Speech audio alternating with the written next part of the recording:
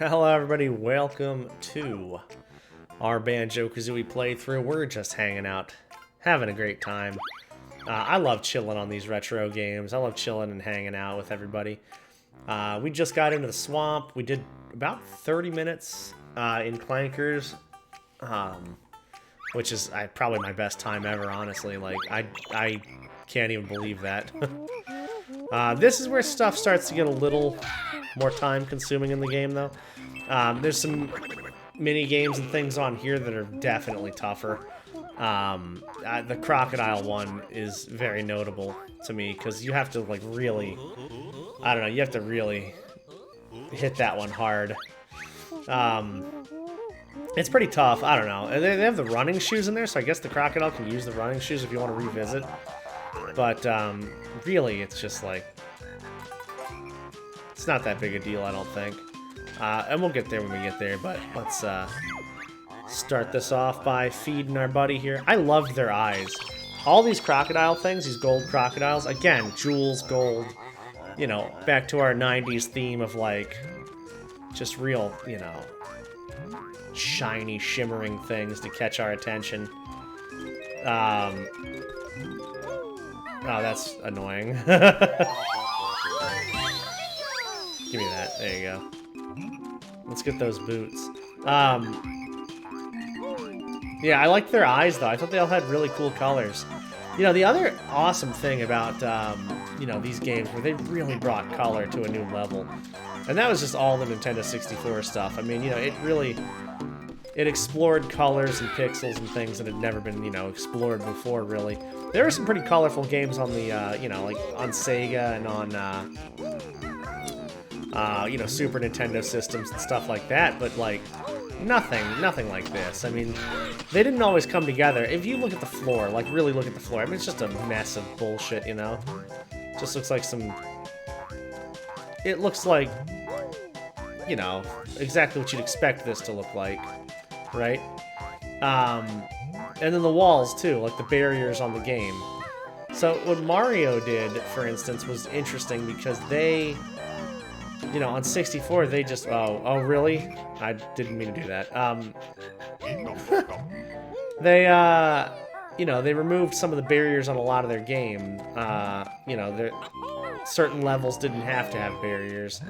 So, like, there's skyboxes you could fall out of and stuff like that. And, you know, it just eliminated the whole, like, need for this wall. This is very Nintendo 64, you know? It's just a staple of that. Right? You have this just border here. GoldenEye had it in a lot of games, a lot of levels, or all of them even, really. Because if you're outside in like a forest or something, how do you contain your, you know, how do you contain your player without it being a complete, like, you know, disaster? I'm gonna just take the hits real quick. I know there's like piranhas and stuff here. But, you know, I'll only take a couple of hits and then come back on to some Wowda. Get this leaf. Beautiful. Yeah, so, you know, you put up this ugly border and stuff here, and it's just like, whatever. You know, it is what it is at the time. They did their best. But, if you look at the actual things that matter in this game, the colors are beautiful, you know? They put a lot of really cool things on there. There's not a lot of depth or layer to the colors, though. So, you know, like their eyes, for instance, they're all just one color. But it's a beautiful color, you know? It looks cool. So, this is always a little trickier. There's a lot of timed things in here. And I really shouldn't be messing around with these notes, honestly. I should just be focusing on the task at hand, but... oh my god, dude, the camera's just so crazy right now. Alright, we got there, though. I don't even know if you need, the Talon Trot out or not, but I was just using it anyway. Alright, cool. Yeah, this one has a few time things and a few memory things on it. Oh, you do need to get it up there. Wow, I didn't even know that. And it's just, oh man, it makes things just, anything timed on these games makes it just that much more intense. You gotta think, like, as an adult, it's like, oh man, the anxiety's setting in, but what about as a kid when you really don't know any better? And you're just like, oh, I don't know if I can do this in time. I don't have you know, the thought process or the, you know, the how-to skills to manage this, and I think that's where a lot of us learned, like, these valuable, you know, inherent lessons was from some of these games, right? Like time management. How do I do things quickly but also efficiently? Like, I don't want to fall off and die. I have to read this thing about this and then complete the task right away. Like, that's, I mean, that's, there's something that has to be said about stuff like that, right?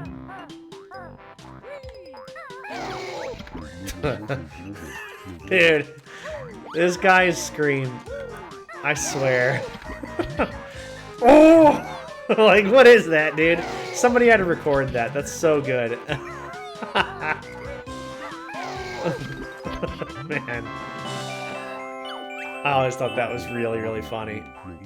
His mouth looks like wood, dude. What the hell? Alright, come on, let's get in here. Let's get in here and do the thing. So in here, this is our first, like, unique thing. Our first, like, unique mission in the game, I guess.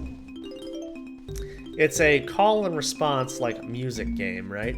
And the thing that's very, very interesting about this is they each have, like, a note they play or a sound they play that's unique to them, but it makes no difference whether they play a different note or not, you know? There might be something in our brains that tells us, hey, follow this pattern and this is the note they make.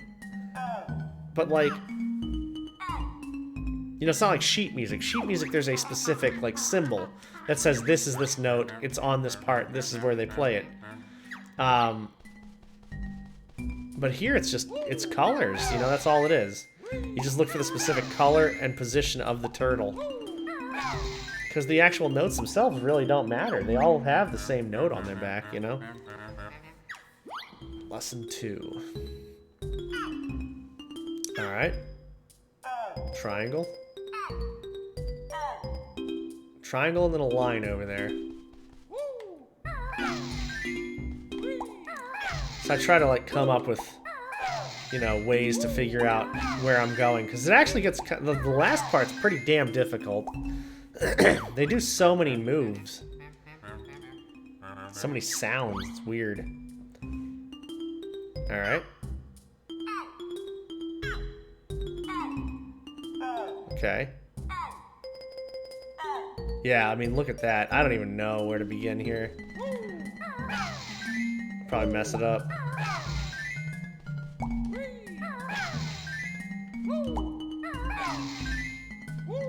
And then what do I do? This guy, and then this guy again, I think? Yeah, and then over here. Dude, I don't know how I remembered that. Because you don't, it's not even just like, hey, I have to remember the order, but I have to forget the order that I just saw, too. So, you know, my brain was expecting that to be the triangle again, right? To go, like, yellow, teal, and then, you know, blue. And it didn't. It didn't at all. And, you know, a second later, I forget completely what the pattern is. It's such a difficult game. Mode or whatever. But, you know, it's good stuff. I like that. I like that there's so many unique, interesting challenges. And it ties very much into the music theme that I always talk about with these games, you know? I love collecting the honeycombs is the most satisfying thing in this game. I love it so much. Like, you just literally contribute to the longevity, you know, of your life in this game. It's like, hey, I literally am giving myself a better chance because I'm doing this work. Another one of those, like, you know, sneaky lessons, right? Like, hey, I'm doing this work and I'll be rewarded for it later on. I think video games, I think there's a lot to be said about, you know, those untold lessons or whatever, those ones that don't have to be shouted out, that we kind of learned through this stuff. I think it's a very, you know, honestly, like, I always have a very mechanical way of looking at things, you know, a very, like, I like to just put my hands on stuff and make a difference. When it comes to work and things like that. I think I like very practical stuff when it comes to work. But I tell you what, when I was interviewing people, some of the best people that, you know, I interviewed were just straight up front, like, hey, I play a lot of video games, and, you know, I would ask them, like, well, what have you, like, what does that mean? What have you learned from it? What do you feel, you know, you get done from that? And it's like, one, it's a great release, but two, also, you know, I've learned a lot of like reliability when it comes to that kind of thing. You know, I don't want to let my teammates down. I don't want to let my friends down. I don't want to let myself down. You know, I play this with this kind of passion and do this. You know, I think it's like any skill you learn from anything, whether it's sports, games, any type of job, can be translated to other skills and places of work or whatever. They're all transferable. You just have to know how to actually transfer those skills, you know? You have to have that thing in you that, I don't know, that work ethic, that like willingness to learn and create and do things to actually make it work, right? That's just how I've always felt about it. You know, maybe I'm right, maybe I'm wrong, whatever, but I don't know. For me personally, that's what I've gotten out of this. Oh, God, I almost messed that up. That's pretty good. I have to come back here with the crocodile. This is also one of those first, like, maps where you couldn't just, like, go through and have a real organized plan all the time. You still have to come back and do stuff. So, like, following the, you know, mechanical crocodiles all the way around and feeding them eggs. You can't just, you know, do that and then move on to the next part of the map. Like, you have to go back and forth all over. Coming to this part to get the puzzle piece and to get the mechanical crocodile is great, but you have to come back as the, you know, the Mumbo crocodile to actually then finish off, you know, this area completely. The place where we got the turtle, like, we could have probably saved the turtle till after, you know, after we gave this guy his egg, because he's going to... My timing. There you go, okay. Yeah, because I think after I get that guy, he's going to transfer over to where the turtle is, and then we gotta, like, feed that one, too. But now I'll go back to the crocodile. These little... Oh, okay. These little planks right there, they always remind me of, like... I don't know what kind of candy it is. Like a Reese's stick or something, but every time I see them... I know it's got the green on the top, but, like, just looking at a log like that... I can't go in here, right? Okay, yeah, I thought so. Just looking at a log like that, the shape of it just makes me think of, like, a Reese's stick or a Nutty Buddy or... I don't know, or Nutter Butter, whatever. I can't remember what they're called, but you know what I'm talking about. I'm making my grocery list as I'm talking about this, too. I guarantee you. Like, oh yeah, candy sounds really good. I'd love some of that. Okay, cool. I like it, I like it. Just completely missed that dude. So when we go to view totals, and this just occurred to me too, I don't know why, but when we go to view totals on this game, it does not show, like, Mumbo skulls. And, that's always one of those things that I think it's more of a secret on this game. I think they're more secretive, and they just help out if you find them.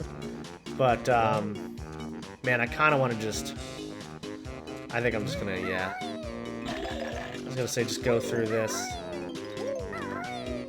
The less time I spend in this water, the less time I'll potentially get eaten. And I don't think the gold feathers help very much, but... Yeah, I just wish they had, I guess if they're, you know, considered a secret, I get it, but I wish that the totals also told you how many skulls were in the game. We had the Banjo-Kazooie walkthrough, too, dude. I don't know if you guys remember those big, thick, like, walkthrough books and stuff. Oh my god, like, the way games made money back in the day are so different than now. Now it's like they just give you a free game and you just, you know, add skins, microtransactions, like DLCs and stuff like that. But back in the day, you paid, you know, $50 for a game, $60 for a game. You got the game, and then you got... Okay, how do I play this game? God, Jesus Christ, I don't know where that came from. But yeah, like, how do I play this game now? And it's like, okay, well... We had to get the walkthroughs and stuff. It wasn't like a huge add-on, because microtransactions, you might be paying like, you know, $1 to $10 a thing or whatever, but it's like, yeah, you do that a couple hundred times and you're like in some money. You know, you get a walkthrough for like $30, you get a game for, you know, $50, you're in $80 now. And that's it. That's all you need. You know, everything else is done. You got the controller, you got the console, whatever. You know, you're not getting skins for Banjo-Kazooie. So the evolution of making money through games is pretty wild, too. You know, you may think, hey, this game is free, but is it truly free? Is it truly free? I don't know if you guys remember this or not, but my god. There's a clip of me playing this on stream where I could not do this to save my life. And I don't know how or why. Look how much better I am at that now. Dude, the clip is me just falling off of this for probably the 13th time. And, you know, just literally losing my mind. And I don't know why, because, like, look at that. It just... I did it. Easy. I didn't even think about it. I could talk and do it the whole time. I don't know if I was taking my eyes off for chat or like what happened, but it's just, it's so wild how just all of a sudden, I don't know. I think there's a skull back here. Yeah, there he is. Okay. So let me just go ahead and pause this real quick. Let's see where we're at here. Okay, cool. So we got another honeycomb to get. We got 3 more puzzle pieces. We're gonna do our crocodile deal and about 15 more notes. Hell yeah. Guys, thank you all again for hanging out. This was super fun. It's just been the best. I really have enjoyed this so much. And whether or not anybody enjoys this outside of me, I swear to God, me just doing this, like... We'll talk about this more next time, but I swear to God, content creation has been such a wonderful, like, form of art and release and whatever else. I mean, it's a great way to just do stuff. I don't know. Like I say, we'll talk about it more next time, but thank you all for hanging out. This was such a great time. And, you know, I hope you guys have a good one. Definitely take care of yourselves. You're very important to me, yourself, and everybody you know. So please remember that. All right. Take it easy, y'all.